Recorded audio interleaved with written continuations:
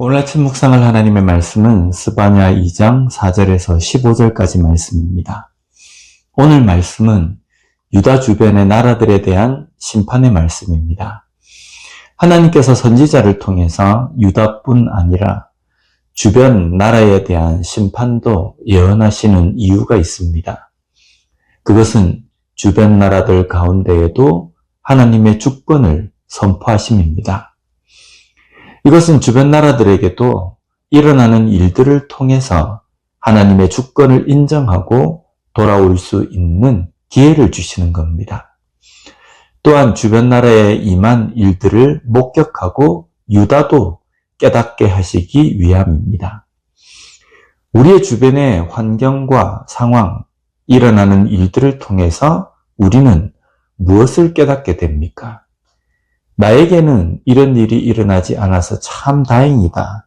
이런 생각이 아니라 이 일들을 통해서 지금 내가 무엇을 깨닫기를 하나님은 원하시는지를 알아야 합니다.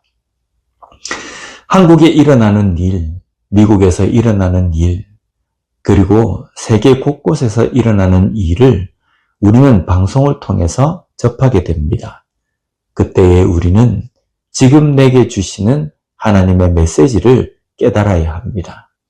그리고 우리는 기도해야 합니다.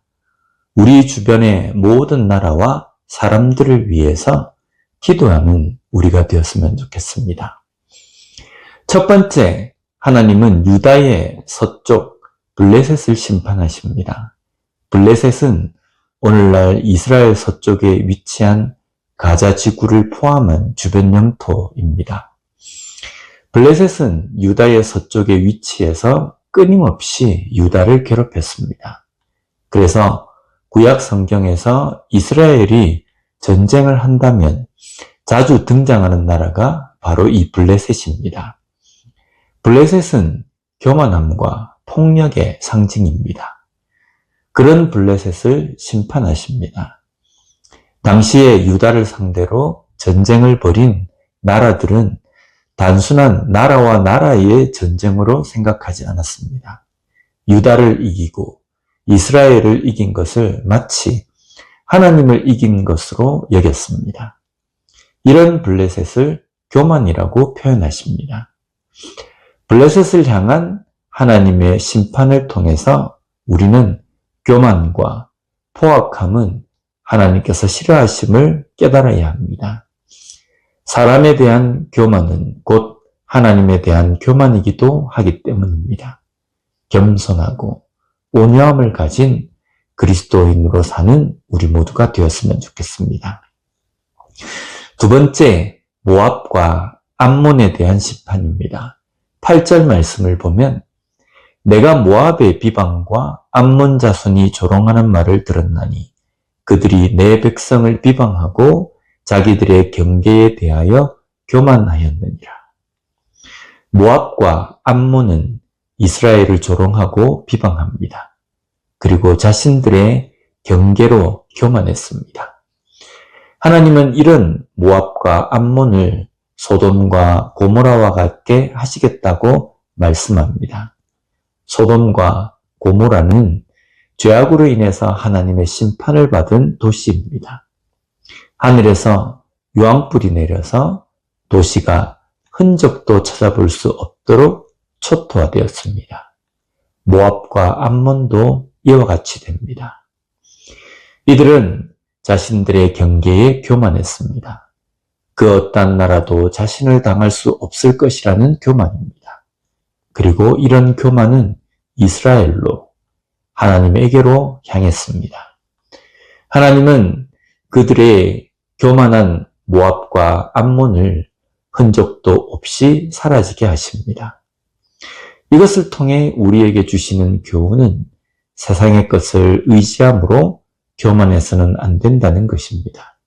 물질, 건강, 명예 등이 우리의 삶에 있다는 것은 결코 나쁜 것은 아닙니다. 다만 그것이 삶에 의지할 중심이 되는 것이 문제입니다. 하나님은 우리에게 물질의 풍요도 건강, 명예도 주시기를 원하십니다. 그런데 그것이 삶의 신과 같이 의지할 것이 되어서는 안 된다는 겁니다. 다음은 구스에 대한 심판입니다. 구스는 강력한 군사력을 가진 나라였습니다. 그래서 한때는 애굽도 지배하기도 했습니다. 남유다는 하나님보다 강력한 군사력을 가진 구스와 애굽을 의지했습니다. 이것은 하나님보다 구스와 애굽이 자신들을 구해줄 수 있을 것이라는 생각을 한 것입니다.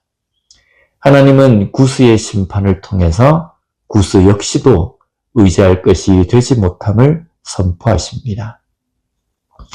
이어 아수르에 대한 심판이 기록되어 있습니다. 아수르는 당시의 강대국이었습니다. 그래서 주변 사람들이 아수르는 안전하다, 강하다라고 말하기도 했습니다. 아수르 역시도 그것으로 교만했습니다.